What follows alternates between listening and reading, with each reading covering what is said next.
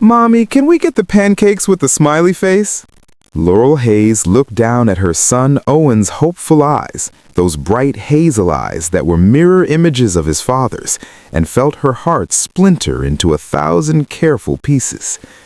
She glanced at the laminated menu, doing the mental arithmetic she'd become expert at over the past 2 years. Rent due in 3 days, electric bill overdue, her waitressing tips from last week barely covering groceries. "How about we share the regular pancakes, sweetheart?" she said softly, brushing his dark curls back from his forehead. "They taste just as good, and then we'll have room for the special hot chocolate you love." Owen's face lit up with a smile that could melt winter itself. "Okay, Mommy, sharing is caring, right? That's what Daddy used to say."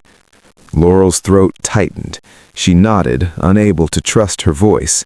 29 years old, widowed at 27 when a drunk driver had stolen her husband Ethan away, leaving her with a mortgage she couldn't afford and a 4-year-old who still sometimes called for his daddy in the middle of the night. The diner, Rosewood Corner, was their monthly tradition, the one small luxury she allowed herself and Owen, a place where for an hour they could pretend things were normal, where she didn't have to serve others, where Owen could color on the paper platmats and she could just be Mom, not the exhausted woman juggling 2 jobs and crushing grief. Their waiter approached the table, and Laurel noticed immediately that something was off about him. His movements were uncertain, almost clumsy. He fumbled with his order pad, dropped his pen twice, and when he smiled, a genuine, warm smile that didn't quite reach his tired eyes, she saw the tremor in his hands. "Good morning, folks. My name is Garrett, and I'll be taking care of you today." His voice was gentle, cultivated, like someone who'd once spoken in boardrooms rather than busy diners. "What can I get started for you?" "We'd like to share a stack of buttermilk pancakes," Laurel said, "and 1 hot chocolate, please. And could I just get water?" Garrett's eyes met hers for a brief moment, and something passed between them, a flicker of recognition, not of faces, but of circumstances, of 2 people who understood what it meant to wear a brave face while everything crumbled behind the scenes. "Of course," he said quietly, "and you know what? I think we have some fresh orange juice that needs to be used up before it goes bad. Would you mind helping us out with that? No charge." Laurel started to protest, but Garrett had already turned to Owen. "And what's your name, young man?" "Owen Hayes. I'm 4 3/4, Owen announced proudly. "I'm going to be 5 in January." "Well, Owen Hayes, that's a very important age, almost 5. When I was almost 5, my mom taught me that the best meals are the ones we share with people we love. You're lucky to have your mom here." "She's the best mom in the whole world," Owen said matter-of-factly. "She works really, really hard so we can have nice things, and she gives the best hugs when I have bad dreams." Garrett glanced up at Laurel, and she saw something shift in his expression, a deepening of respect, perhaps, or understanding. He stood slowly, his knees creaking slightly. "She sounds pretty amazing. I'll get that order in for you right away." As he walked away, Laurel noticed other details. His uniform was slightly too large, hanging on a frame that suggested recent weight loss. His shoes were expensive, incongruous with a waiter's typical salary, but worn, like he'd been walking miles in them. And there was a quiet dignity in the way he moved, despite the obvious newness to the work. The diner was busy, Saturday morning rush bringing families and couples seeking comfort food and community. Laurel watched Garrett navigate the chaos with growing concern. He mixed up orders, forgot drinks, apologized profusely to a table of irritated businessmen who complained loudly about their cold coffee.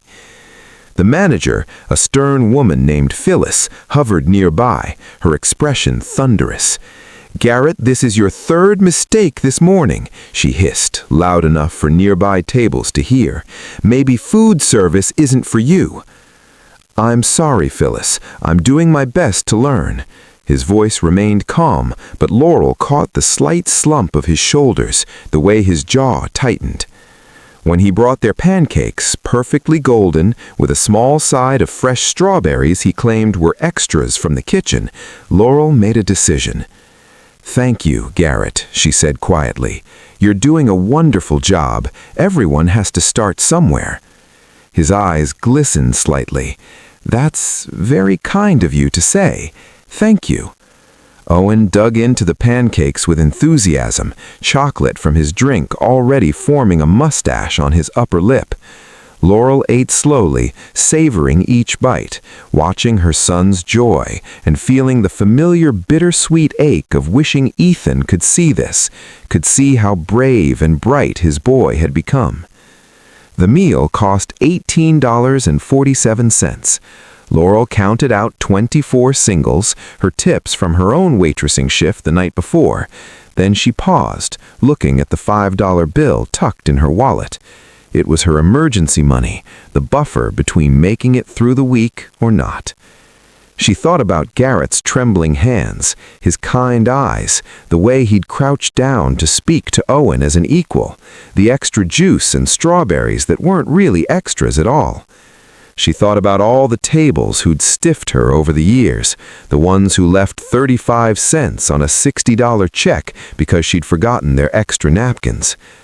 Laurel placed all $24 on the table and stood, taking Owen's hand. "Ready, buddy? Can we say bye to Garrett?"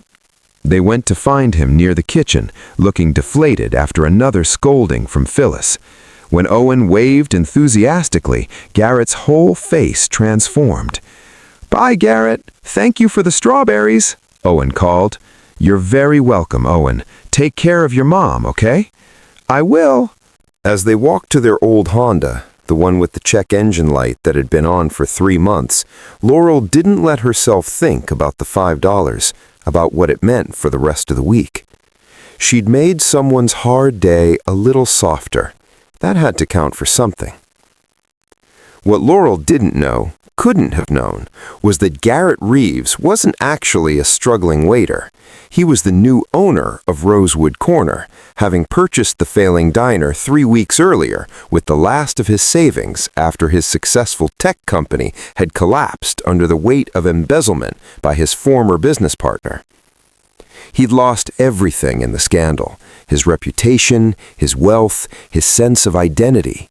His elderly mother, living in the small apartment above the diner, had been his only anchor through the darkest months. When the diner came up for sale, she suggested he buy it. "Start over," she'd said. "Remember what it means to build something with your hands, to serve people face to face." So Garrett had decided to learn the business from the ground up, telling only the manager that he was the owner, but insisting on working as a regular employee. He needed to understand every aspect, to prove to himself he could still work hard, still contribute something meaningful. But that first day had been brutal. Every mistake confirmed his worst fears, that he was useless without his title, without his money, without the trappings of success. Until a young mother with kind eyes and worn shoes had left him a $5 tip on a $19 check. Until a little boy had waved goodbye like Garrett mattered, like he'd done something worthwhile. Garrett stood in the kitchen doorway long after they'd left, Laurel's $24 in his hand, and cried quietly. When he composed himself, he asked Phyllis for Laurel's receipt. "Why?" Phyllis asked suspiciously.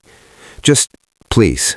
The receipt had her credit card signature, Laurel Hayes. On impulse, Garrett asked another waitress if she knew her. "Oh, Laurel. She works nights at Brennan's Steakhouse downtown. Sweet girl.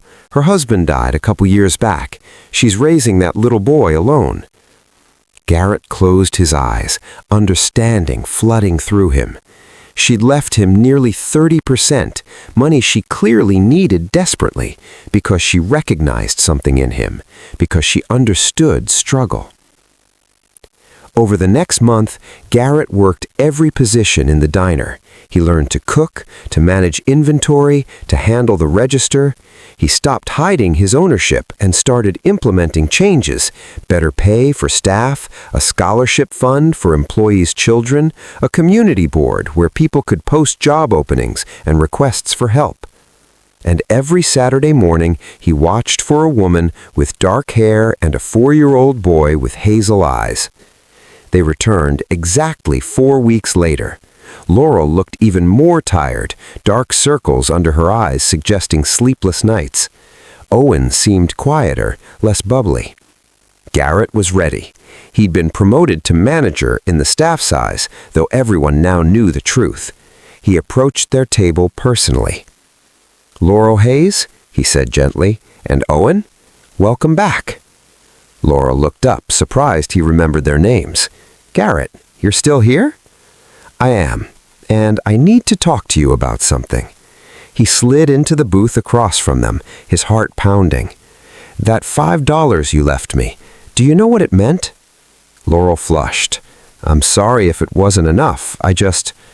It was everything," Garrett interrupted quietly. "I was having the worst day of my life, questioning every decision I'd made. And you saw me. You treated me with dignity when I felt worthless." "Everyone deserves kindness," said Laurel simply, "especially on hard days." Garrett nodded slowly. "I need to tell you something. I'm not actually just a waiter. I'm the owner of this place." Laurel's eyes widened. Owen perked up, listening intently. "I bought this diner after losing everything I'd built. I was working undercover to learn the business, and that first day, I was terrible. But your kindness gave me the courage to keep trying." He pulled an envelope from his pocket. "I've been looking for you." "Why?" Laurel asked, bewildered. "Because Rosewood Corner needs people. I'm restructuring, hiring for several positions. We need a daytime manager for the front of house, someone who understands both sides of service, who knows what it means to work hard and care about people." He met her eyes steadily. "The salary is $52,000 a year, with health insurance and childcare assistance. There's an employee apartment above the diner, rent-free for the manager, and the elementary school is 2 blocks away." Laurel stared at him, her hand pressed against her mouth. Tears spilled down her cheeks. I can't accept charity," she whispered. "It's not charity, it's a job offer based on qualifications. You're a waitress who understands customer service. You're a mother who knows how to multitask under pressure. You're someone who shows kindness even when it costs you something." Garrett's voice roughened. "You reminded me why I wanted to do this in the first place, to create a place where people take care of each other." Owen tugged his mother's sleeve. "Mommy, does this mean we don't have to move again? Can I stay at my school?" The question broke something in Laurel. She'd been served an eviction notice the week before, unable to make rent after Owen's emergency room visit for an asthma attack. She'd been preparing to tell him they'd have to leave their apartment, their neighborhood, everything familiar. "Garrett, are you serious?" Her voice trembled. "Completely. And before you think this is about that $5, it's not. Well, not directly. It's about what that $5 represented. Someone who leads with compassion. That's who I want helping me build this place into something special." Laurel looked at Owen, then back at Garrett. When would I start?" "Whenever you're ready. Tomorrow, next week. I'm not going anywhere." Can I think about it? This is..." "Of course. Take all the time you need." Garrett stood, then paused. "One more thing. Breakfast is on the house today, and every Saturday morning if you want. You and Owen. This can be your place, somewhere you don't have to worry, where you're not alone." After they left, Owen chattering excitedly about living above a diner, about being able to walk to school, Garrett returned to his office. His mother was there, reviewing supply orders. "You offered her the job," she said. It wasn't a question. "I did. Because of $5? because she saw me when I needed to be seen, because she gave when she had nothing to give, because, Garrett sat down heavily, because I spent 10 years building wealth and lost myself in the process, and one struggling mother showed me more grace in $5 than I'd shown anyone in years. His mother smiled, reaching over to squeeze his hand. Your father would be proud. This is who you're meant to be. Laurel accepted the job 3 days later. Within 6 months, Rosewood Corner had transformed into a community hub, a place where single parents could find support, where new employees got second chances, where kindness was the currency that mattered most.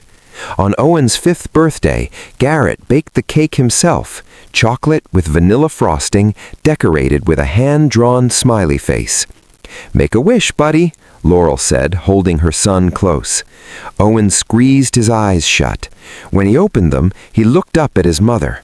"I wished that Daddy knows we're okay now, that we found good people, that we're not alone anymore." Laurel kissed his forehead, tears streaming freely. "I think he knows, sweetheart. I think he knows." Garrett watched them from across the table, this small family who'd changed everything by choosing kindness when it cost them most. He thought about that $5 bill, framed now in his office, a reminder that the smallest acts of generosity can redirect entire lives. "Thank you," he said quietly to Laurel, "for seeing me when I couldn't see myself." She reached across the table, squeezing his hand briefly. "Thank you for seeing us, for reminding me that asking for help isn't weakness, it's how we survive, how we become family."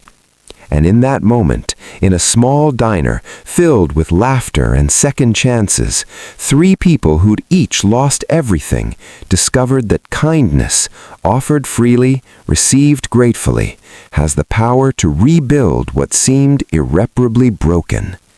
Kindness doesn't always look like grand gestures or life-changing donations. Sometimes it's $5 you can't afford to give. Sometimes it's remembering someone's name. Sometimes it's offering a job to someone who showed you grace when you needed it most.